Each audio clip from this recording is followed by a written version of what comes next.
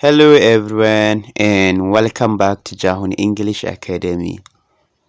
Barkanku dai, maraba da dawowa sashen koyon Turanci na Jahun English Academy.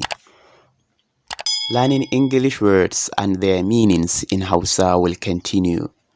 Koyon Turanci da ma'anoninsu a harshen Hausa zai ɗora. So let's begin. To bari mu fara.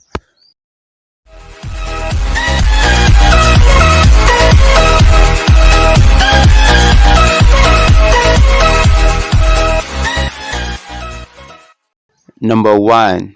Daily. Kowacce rana. Ko kuma kullum. A. The shop is open daily except Sundays. The shop is open daily except Sundays. That means shagon ana buɗe shi kowace rana banda ranar Lahadi. Banda ranakun Lahadi. Shagon ana buɗe shi kowace rana banda ranakun Lahadi. 2. Gudu. A. She dashed into the room when it started to rain. A. She dashed into the room when it started to rain. B. Ta shiga ɗakin da gudu yayin da aka fara ruwan. B. Ta shiga ɗakin da gudu yayin da aka fara ruwan.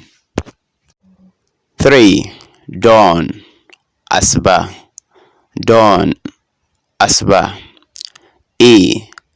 The cock crows at dawn. A. The cock crows at dawn. B. Zakaran yakan yi cara ko yakan yi cara da asuba. B. Zakaran yakan yi cara da asuba. 4. Decay. Rubewa. A. Her body was already starting to decay. A. Her body was already starting to decay. B. Gawarta har ta fara ruɓewa. B. Gawarta har ta fara ruɓewa. 5. Dispose of. Zubar da. A. Do you have any garbage to dispose of? A. Do you have any garbage to dispose of? B. Shin kana da wata shara da zaka zubar? B.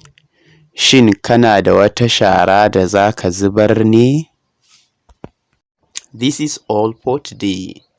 If you like this video, kindly subscribe to this YouTube channel for more contents like this. And don't forget to share with family and friends. See you next time in the next class. Bye for now.